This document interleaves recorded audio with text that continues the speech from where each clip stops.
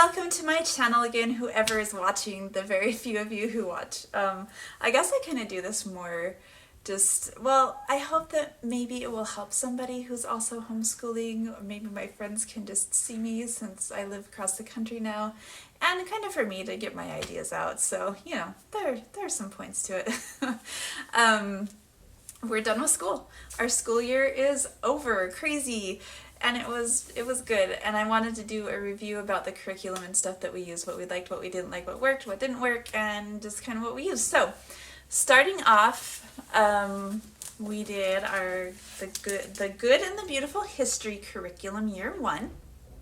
We would do this every other day, 2 days, yeah, so Monday through Thursday would be our regular schooling, and then Friday was usually our field trips and maybe art lessons and things like that. And so history we did twice a week, year 1, and I really liked it, and I think the kids enjoyed it too for the most part. It was truly open and go. Like, I didn't hardly ever do any preparation. There's some cutting out and things like that, and I read through the lessons beforehand once in a while.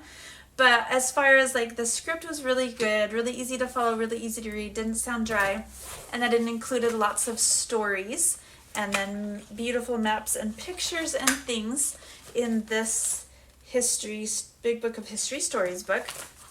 And then it also had audio recordings, which came up every several lessons, like maybe every 3 or 4 lessons we would have an audio recording that we'd listen to. Very well done, very interesting to listen to, and lots of things to learn from it. I just loved it. I'm like tripping over my words here, but I loved it. I thought it was great. The kids liked it. Like I said, the audio recording was my favorite, and I liked that we could just listen to that while we ate lunch oftentimes, because we would do this right after lunch.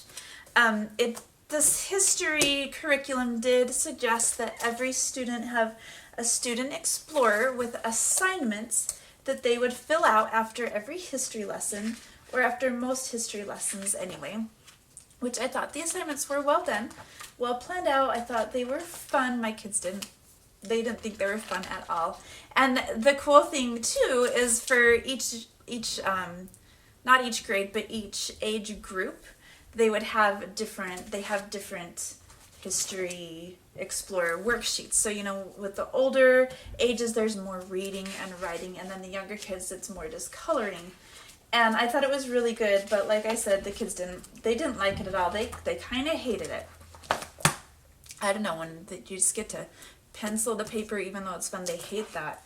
And so we stopped doing that. Let me tell you about the science too, because 2 days we would do history, and the 2 days we would do the science. And the science was also the good and the beautiful. We started with kingdoms and classifications, and they each had their science binder, and again, it had like printouts and activities to do with each lesson. They would have a little assignment at the end, and they were supposed to keep it here in their science binder. And you know, we did like 3 science units, and they're just supposed to keep it there in their science binder, which I thought it was a good idea. I thought the activities were pretty fun and engaging. They didn't. They just have this aversion to like doing an assignment after learning, and it was causing them to really not enjoy it. And so I switched things up. I said, okay, let's not do our student explorers and our history assignments. Let's just get them each a notebook with a blank paper and lined paper, and then they can write what they learned, what they remember, what stood out to them, and make their own connections, instead of having someone like say, hey, this is what was important, this is what you should remember. And so that's what we did. They would draw a picture. That doesn't look like history or science, but we also would do it for field trips. And then we also had Wonder Wednesdays. We started later on in the year where we didn't have history or science. We didn't have a guided lesson. They would choose what they wanted to do, and then they would write about that. So here's a volcano,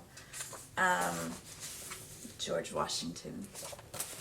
So I thought that was actually really good. Here's some more examples. An elephant. That's when we went to the zoo, or maybe we learned about elephants in our mammal study. But they each went through 1.5 of these notebooks. And I think they got more out of this than having an assigned lesson, and it helped them practice their writing. I didn't go through and correct the writing because I didn't want them to hate it. I mean, they already whined and complained about this anyway. But I just wanted them to get used to putting down their ideas visually and then also writing. And my youngest, my kindergartner, didn't do these. Just my older kids did these. And so I liked that. They would whine about it, but I did a survey at the end of the year, and they actually ranked this on the survey a lot higher than I thought they would. So I think they actually did like this, even though they complained and whined about it a bit when I said, okay, remember to do your journal entry. I think they actually liked it. So that's what we did. Okay, so let's move on to science. Like I said, we did kingdoms and classifications. I did it as open and go. I felt like it was kind of dry, really scripted, kind of dry to do it as open and go. There were some fun activities with like microscopes and different things. And most of this, if not all of it, we did the science assignments with it, and my kids just didn't like that. They didn't like it. They didn't like this unit like much at all. There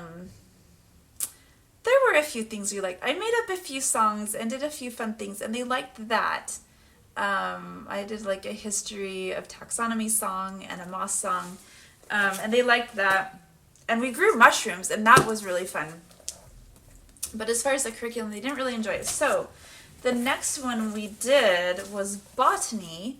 And so with this one, I thought, well, let's try something different instead of just going through each lesson and reading it. And so I said, hey, what do you guys want to learn about today, about plants? And they would choose a subject, like they chose flowers once. And so I went to the flower section and we did the flower lesson. But I feel like I should have prepared more because I still was just kind of reading straight from it, parts of it, and then we would do like the fun activities if they were fun. If they weren't fun, we wouldn't do them. But there were a few fun things in here that we did, like flower pressing and cutting out the parts of the flower and stuff like that. And then we would do some read-alouds and stuff. So it did go better than the kingdoms and classifications, but I think I needed to prepare more and have, like, I felt like I was really scattered, and it was really scattered. And we only learned about flowers and moss, I think, and then we were done. And so we can revisit this and do it, use the information in a different year, in a different way. It was okay. Mammals we did next, and this unit went really, really well. The kids really liked it, I really liked it, and we started at lesson 1 and went through each lesson, but I took time on the weekends to read through the 2 lessons for that week and to highlight what I liked and to get additional resources to go deeper into the animals that they were more interested in, because this really just gave like a little paragraph about each animal. And so we went a little deeper into some of the animals, and like I said, I prepared more and skipped the stuff that I thought was dry and they wouldn't like, and focused on the stuff that they would like, and it went really well. One of the things we really liked, was this world map that came with it, and the stickers. They would take turns putting on the stickers after the lesson when they learned about that animal. And so I felt like that went really well. And I think part of it was the content. They really like animals, but I think most of it was I spent the time to prepare and knew what I was doing and picked out the things that I thought that my kids would enjoy. And so that went really well. After that, we took a break from science. We didn't do any more science lessons after that. We did art. We took like a whole month. I think it was in November and December. I think we took the whole 2 months. And every day we would do art lessons, and I will do a separate video about that because there's a lot to talk about, and it was really good, and we really liked it. All right, so let's move on to what we did for language arts. Dun dun dun, the good and the beautiful again. So yes, we did good and beautiful history, good and beautiful science, and good and beautiful language arts. And I really liked the language arts. I thought it was really good for each of the kids. Some of the language arts, part of it was with me, more so with the level K. A lot of it was with me and not so much independent work. But with the older kids, they had like a section. Let me see if I can find it. Their books kind of fall apart throughout the year. I'm trying to see. Okay, so it would start with, here's lesson 33. It would start with the lesson that we did together, and this is level 2. Level 2? Yeah, this is level 2. And we would read together and do this together and go over like spelling and sight words, and then there would be an independent practice section, so they would take this on their own and do it independently. And sometimes it was 1 page, sometimes it was 2 pages. That was just 1 page.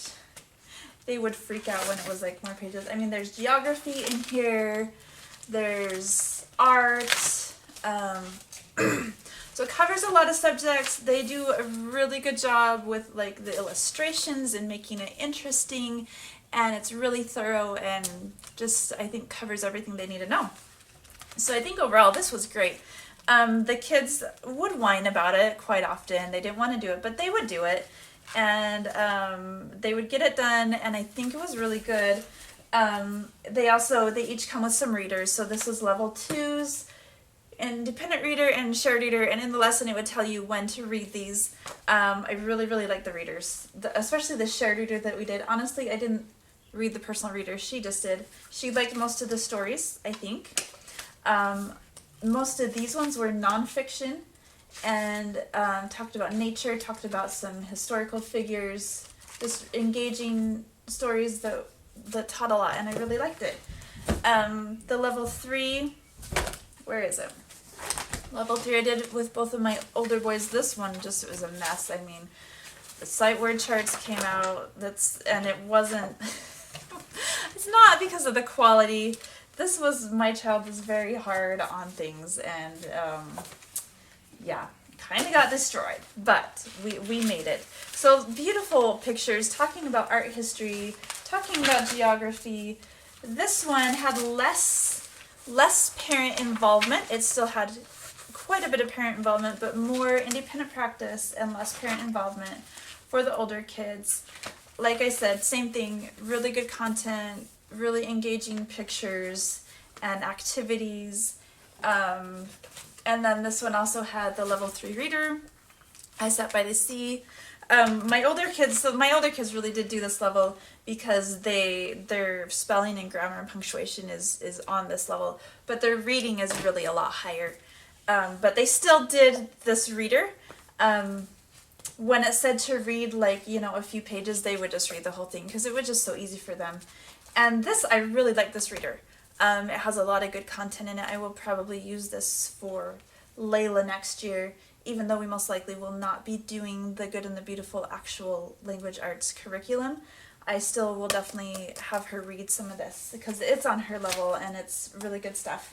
And then I really like the poem book too. We'll be using this for years. Just some really good, beautiful, most of them are nature poems. Really great poems. Cute illustrations. I can't find an illustration. So yeah, we'll definitely be using this. I would get this even if I wasn't doing the language arts curriculum because it's just a good little poetry book. Okay, kindergarten was a great curriculum. My little kindergartner, he really liked the preschool one. The preschool seemed like more games and hands-on. This was more sit down, do the activity on the worksheet. I mean, it's still fun and it taught him a ton, but and then he would just like doodle, and I was a little stressed out because where I have the 4 kids, I was trying to get a rotation down, and he would do this and just doodle and take forever to do his work and wouldn't get it done. And I feel bad that sometimes I would get frustrated and be like, come on, we need to hurry and get this done, instead of just letting him explore and do that and do these fun little drawings. Like, can you guys see this? Like, instead of just writing, he would make it all designy and stuff. And I think that's so cute of him. And I really, and the look with the eyes. And he had fun with that part, and I felt like I was rushing through. And it had some cute pictures and stuff, too. And near the end, he started, he goes all over. He started not enjoying it. And I think it's because I partially, probably mostly because I was stressed about hurrying getting him done, because I would start with him and have the other kids do the independent practice and their 20 minutes reading, and this was taking us like 45 minutes to get through where it should have taken us 20. And I think that was, my stress was transferring over to him, and he stopped liking it. And then, I got a little wiser and thought, you know what, we're just not even gonna finish this, because I started researching more about the Waldorf method and the delayed academics and how kids really just need to play. And plus, I want them to enjoy learning. I want them to love learning. Like, if my kids get anything out of homeschool, I want it to be like life. I want them to be lifelong learners and love learning. And because if you're a lifelong learner, you can learn to do anything and accomplish your goals. And so we kind of stopped doing this. We only got about, let's see, level 76, and I just was like, I relaxed and I just let him play, and we still did some reading. He really liked these beginner books, so we would do those. He for some reason didn't like this book. Like, I thought it was well done, but he hated it. He hated it, and he also hated the little paper ones that we stapled together. We did choral reading with those when I was like, oh no, we have to stick to this and we have to do exactly what it says. It says we have to read this, so we have to read it. And so we would do choral reading because he wouldn't read it by himself. But it caused some tears and some fits. And I was like, I wish I would have realized this sooner, just not to push him and just to let him play and be a kid. And when he's ready, he can do this. And he can read. And he reads stuff all the time, like signs and cereal boxes and all that. And anyway, it was good. It just, I wish I would have been more relaxed with it and not worried about getting through each lesson quickly. I think it would have gone better with doing that. So that was language arts. And then we did a bunch of read alouds. Some of these went with the history unit, came with, the history unit. And then some of them we just did for fun. We did lots of read alouds, and the kids really liked that. And I really like that. Read alouds are great. So now let's talk about math. We started out with the good and the beautiful math, but they didn't have a level high enough for my older boys, my older kids. And so we started with kindergarten, and my third grader, we did level 2. And then for my older kids, we did Right Start. Right Start math. And I just had them both on the same level because, not because it was convenient, which, it was, but because my fifth grader, I'm not remembering what grades they are now. My fifth grader just really soaks up math really easily, clicks for him. And then my eighth grader really doesn't. And he just, the last few years in public school has just kind of been flying under the radar and refusing to do any kind of math assessments. And so we really didn't know where he was and how much he understood. And so we started them on the same level, the level D, with Right Start math. So this was for the teacher's manual, which is the lesson book, and then the workbook. That's $108.25 for one. And another workbook is about $20, $21.75. And then for all the manipulatives, it's a little over $200 for these. And it's everything you need for all the levels. This one's a one-time purchase. This is the only thing that couldn't fit in the math balance, which we used a lot for my younger kid. Let me explain. It's a little bit of an investment, but it's high quality. It's stuff you'll use it's everything you'll need for, all the elementary levels. So once we got the Right Start and I kind of started looking through those lessons, I realized that they were really short and simple, and they had lots of games in them, and I really liked that. And then when I was looking through the good and the beautiful lessons, they were kind of long. So they had this daily dose, and then they're also supposed to do like their calendar stuff, and then the lesson is, it was long. Like, this one's a little shorter, but it was long. And then they had their worksheet, which are fun, and it's colorful and great, and I love that. But yeah, it took a while. Like, it was, my kindergartner just didn't have the attention span for that and wasn't interested in the calendar stuff. And so I was going to have everybody do Right Start. I ended up selling my kindergarten curriculum to someone and was going to sell this one because they actually ran out of these, and so everyone wanted them. So I wanted to sell both of them and just get Right Start for everybody. But my little daughter, she was just extremely attached to this. She liked having her own colorful workbook. She loved having her activity box with all these fun things in it. And so we kept this because she did not want to let it go. She really did not want to let it go. We did start it. We went through some of the lessons. Sorry, I couldn't remember. That's right, I did. When I sold it, I said, hey, some of these are used. I think we went through like 10 lessons or something. But yeah, we did start it, and it was taking a long time. So just as a price comparison, so for this, it came with 2 workbooks, which were each $24.99, and then the math box was $49.99. And it also came with a planner, which was $6.99, which my daughter didn't even use at all. She hated it for some reason.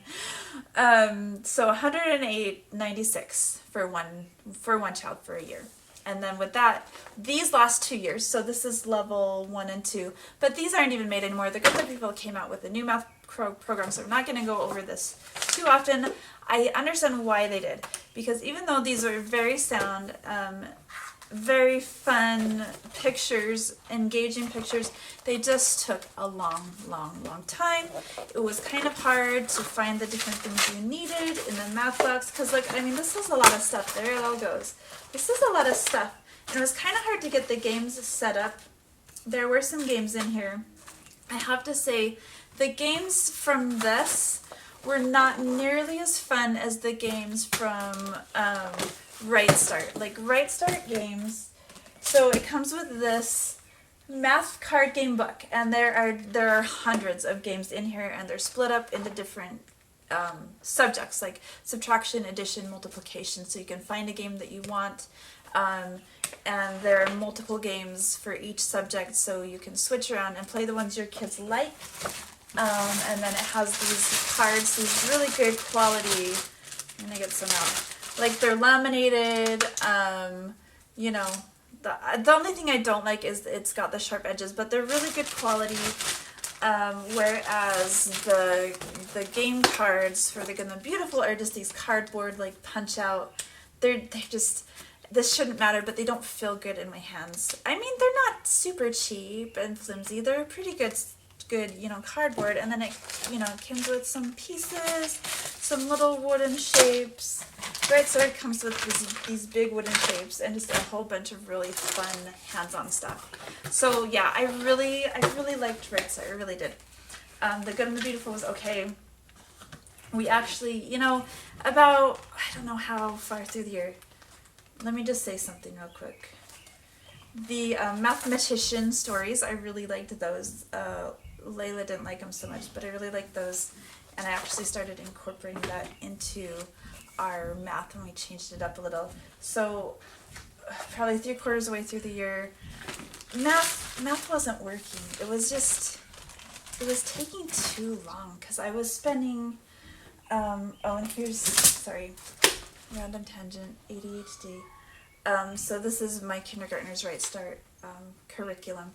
So even though these, the lessons were pretty quick, the games were fun, the lessons should have been quicker. My kids, they would kind of drag their heels and dig in, and it would take a while to get them to come and cooperate, because I would send the other kids off to have free time while I would do like the math with this child. And like I said, this little one with the language arts, how he just kind of all over, like he likes to take his time. He doesn't want to move through stuff fast. And I was in the mindset that we have to do everything in this, and it was taking 45 minutes to get his done. And then it was taking 30 minutes to 45 minutes to get hers done. And then the older boys, it really should have only taken 10 minutes to get through the lesson, but it was taking 30 minutes to get through this lesson, and then plus the game's another 10 minutes, so another 40 minutes to get that done. So, this is adding up to hours. Like, it was taking way too long, and I felt like it wasn't working. So I decided to change math up. I was like, okay, I can't do this anymore. And the kids were okay with it because they were getting free time, but I felt like the school day was dragging on, and it was making it really hard for us to do history and for us to enjoy history because we were burned out from math, and we were all hangry because it was too early before math to have a snack, and then by the time math was done, it was time for lunch, and we were hangry, we were tired. The kids were actually liking the lessons okay, but it was not working for me at all. And so I was like, let's just do math together. So we dropped the curriculum. I pulled from the curriculum. I had them each do like the boys in their math papers had this daily dose where they would just do a few problems, review problems and stuff. So I had them do that each day. And then on Layla's, I had her do, or hers was the daily dose. Theirs was the warm-up. I would have her do her daily dose. Obviously, we didn't get through the whole book. So they would do that. We would learn a math concept together, and we would play a game.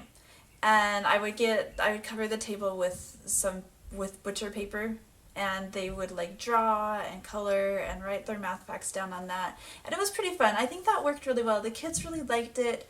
And then I found this curriculum called Math on the Level, because I was like, there's got to be like a family style math curriculum out there somewhere, and I found it. It's called Math on the Level. And I thought about buying that, but it was pretty near the end of the school year, so I didn't purchase it. But it's exactly what I was doing. It was like gathering everyone together, doing a lesson together, doing games, and doing hands-on activities and stuff like cooking and games to learn math. So the group math was going pretty well. I felt like I wanted to use like more of a curriculum. And I learned about Life of Fred. And so I wanted to try and see if the kids would like it, even though the group math was going well. And I had the idea of using Math on the Level for next year. I just wanted to try this out. So I went ahead and picked up the first book. It was $16. And we read it, and the kids absolutely loved it, except for my oldest. Didn't like it so much. Everyone absolutely loved it. It's kind of a goofy story. It's about a 5-year-old math professor at Kittens University. And it goes over his daily adventures, how he uses math. I mean, his adventures talk about how he uses math. And then at the end of each chapter, it says, your turn to play. And it has 3 to 5 questions that the kids answer and write down. And then the answers here on the other side. And while we were using this, the kids actually would ask for more chapters. Like, they couldn't get enough. They really, really liked it. So we're definitely going to incorporate Life of Fred next year. Not for my oldest, because like I said, he thought it was dumb. I don't know, it didn't click with him. He didn't like it. And then we're doing more of a Waldorf style, and the Math on the Level can actually fit really well into Waldorf. The Math on the Level is $210, but that's everything you need for all your kids for their entire math career, I guess, at least elementary career, and up into junior high. So the second edition version is $210, so that's not actually too bad. They've condensed it into fewer books and used black and white instead of full color. The classic edition is $370. And it comes with the 7 books. So there's operations, money and decimals, fractions, geometry measurement, and then a record keeping and overview book, math adventures, which gives you some games and fun life experiences to incorporate math into, and math resources, which has charts, graphs, set theory, math fact memorization ideas, and how to incorporate math into other subjects. So I'm still thinking about picking that up for next year. I'm not quite sure, but we for sure are going to be using Life of Fred next year. Also with math, we used musical multiplication from The Good and the Beautiful, and this is just memorizing your times tables, cute little fun songs that go with this. We actually did it during our morning basket time or circle time, whatever you want to call it. We would listen to the music, sing along, and do some exercises or movements or dances with that for a morning. So that's almost all the curriculum. I did forget to show the typing. I think I mentioned that we did typing. So we did the Good and the Beautiful typing, which I really like this program. It's really well laid out, as long as the kids actually read the directions and do it and follow it. And then we also did, for one of our science units, we did Robotics Electronics. So I used 42 electronics for that. It doesn't come with a printed manual. It comes with a PDF that you can read on your computer, which I really like to have the physical that I can look and study right in my hands. I don't like looking at a screen, but at the same time it does save our earth resources, so that's a good thing. So this was, I think, I had it here on my computer. Okay, $149 for level A. That's what we did, and it comes with all the components you need. The Raspberry Pi, the breadboard, the LEDs, the jumper wires, the cables, all these components that you need, and the curriculum, which, like I said, is electronic. And just recently, a few weeks ago, they sent me an email, and they now have video lessons too, which is really nice. I found that the lessons were easy to follow. I would read ahead because I've never done electronics. I don't understand them at all, like zero, because I've never done them.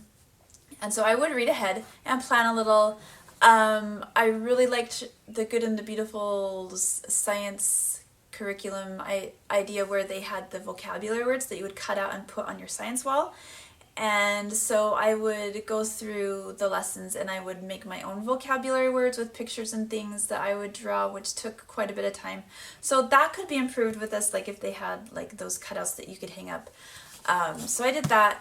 The first half of this curriculum I feel was really easy and the kids were really interested. The first half was circuits and stuff, and then once we started with the second half, it was more programming with the Raspberry Pi, and that was a little trickier to teach. It was a little trickier for the kids to get into, and we only got into a few of those lessons where we kind of fizzled out. Everyone got sick of it except for my youngest, Elam. He still really likes it, and we'll probably finish the curriculum with him throughout the summer because he just thinks it's super fun. The others are excited about building a robot, but they don't necessarily want to take the steps to learn how to do it. So we'll see. I think we just need to take a break and let it settle, and then maybe we'll try again and finish through the programming. And then once we get to where we hook up the breadboard to the Raspberry Pi and actually program it to turn on the lights, I think they'll really like that. It's just kind of in a boring part now, and I think they were worn out, and we're done with the school year anyway. But that, my friends, is our curriculum. I hope you enjoyed that. It was kind of long. And like I said, I'm going to make another video about our art. And that will be a fun video that's much shorter. I might go more into the 42 electronics and like show you guys some of the things we did with that. Have some footage of the kids building circuits and things, which, you guys, it was super fun. Even if that's all you do is the circuits, I still think it's definitely worth the money and the time to invest in that. That, like, it's something that's really fun for the kids, and they learned a lot, and it was really cool. So anyway, thank you for watching, and I will see you next time. Bye!